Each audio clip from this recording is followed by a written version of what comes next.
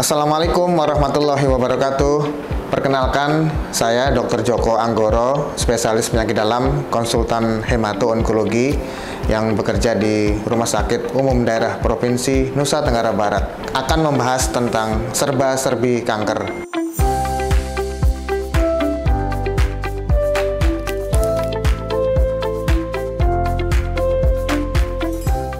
Beberapa penyakit kanker itu memang erat kaitan dengan riwayat dari keluarga. Jadi kalau berhubungan dengan keluarga ada yang riwayat penyakit kanker, biasanya diturunkan, tetapi tidak semuanya.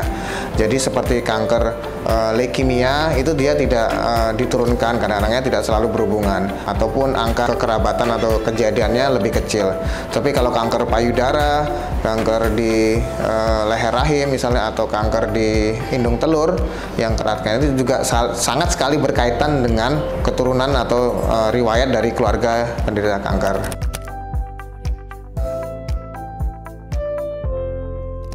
Pengobatan kanker sekarang sudah mengalami perbaikan atau peningkatan dibandingkan beberapa puluh tahun yang lalu. Jadi sudah langsung ke pengobatan yang kita sebut dengan pengobatan target atau target terapi tadi. Jadi kalau dulu memang ada pengobatan yang disebut dengan kemoterapi, karena menyasar semua sel, baik itu sel yang normal maupun sel kanker akan terkena. Makanya kadang-kadang muncul efek samping yang kadang-kadang mual, muntah, rambut rontok dan sebagainya. Tetapi karena sekarang sudah ada pengobatan yang lebih khusus, jadi biasanya efek samping itu bisa diminimalkan dan sehingga menyebabkan angka kesembuhan penderita kanker pun juga semakin tinggi.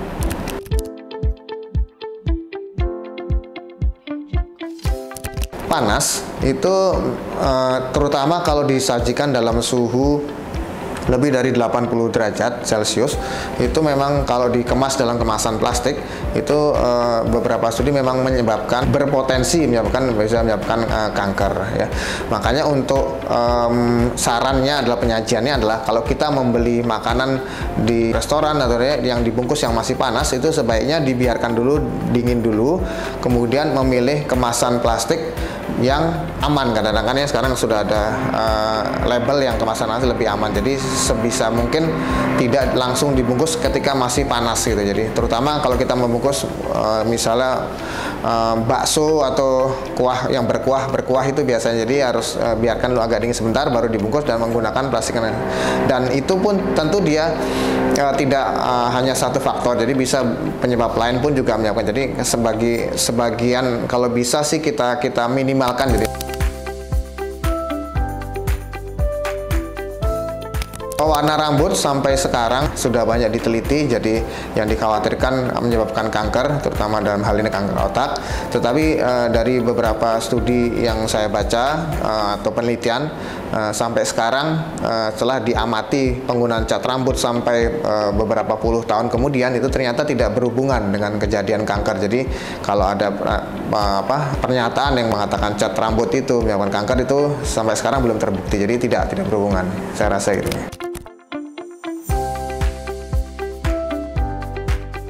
Ini juga berhubungan dengan kanker otak ya. Jadi katanya kalau penggunaan telepon genggam yang berlebihan. Jadi beberapa studi di Amerika Serikat maupun di negara-negara Eropa, jadi kalau penggunaan handphone itu yang dikhawatirkan kan dia menyebabkan kanker otak. Jadi meningkatkan kira-kira 2-3, tapi sampai penelitian yang dilakukan tahun 2021 yang sudah dipublikasikan di jurnal itu ternyata memang tidak berhubungan erat ya. Tetapi oleh peneliti diberi catatan, jadi bahwa sebaiknya untuk terutama pada anak-anak ya, karena ada yang sinyal dari handphone itu maupun yang radio frekuensi dari handphone itu diduga menyebabkan perubahan bisa ke arah kanker tadi. Jadi harus membatasi penggunaan handphone pada anak-anak terutama ya. Yang kedua, kalau bisa jaraknya juga menentukan. Jadi misalnya kita menelpon memakai speaker itu lebih aman daripada kalau ditempelkan di telinga. Jadi, tetapi kalau menyebabkan secara langsung sih sampai belum ada. Jadi itu aja saran dari rekomendasi yang saya baca gitu.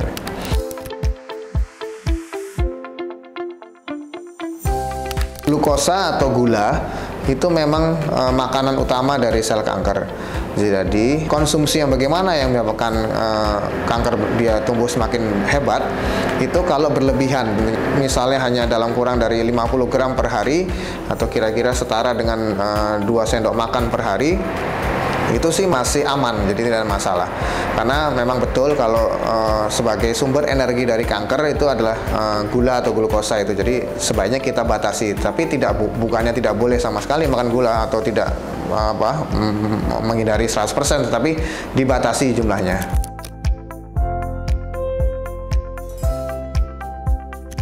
Pengobatan kanker itu harusnya memang multidisiplin, jadi tidak bisa hanya satu macam dari kami saja. Ada dokter bedah, mungkin dari dokter sinar atau radioterapi, maupun perawat dan dokter-dokter dari bagian fisioterapi maupun psikologi.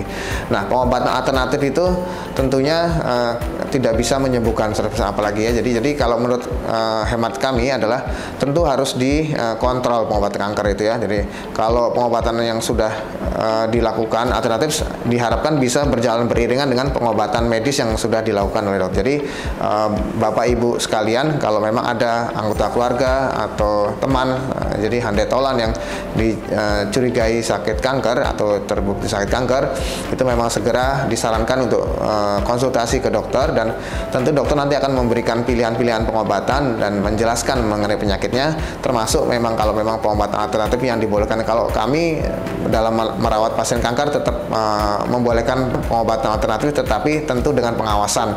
Jadi yang paling penting adalah diawasi, karena yang kita lihat adalah dari berdasarkan hasil laboratorium maupun dari hasil pemeriksaan ronsen itu apakah memang dia kankernya sudah terkontrol atau sembuh dan baik atau tidak, kan gitu. Jadi yang penting adalah dikontrol lagi. Jadi sudah beberapa pertanyaan dari serba-serbi kanker sudah terjawab. Semoga bisa membantu Bapak Ibu sekalian dalam menghadapi atau menjawab pertanyaan dari teman-teman handetolan yang lainnya. Dan yang kami harapkan adalah jangan takut untuk berobat ataupun berkonsultasi dengan dokter yang sesuai ahlinya untuk penyakit kanker ini. Dan doa kami adalah semoga Bapak Ibu sekalian selalu dalam keadaan sehat, dan semoga dari pertemuan ini bisa memberikan manfaat. Demikian, wassalamualaikum warahmatullahi wabarakatuh.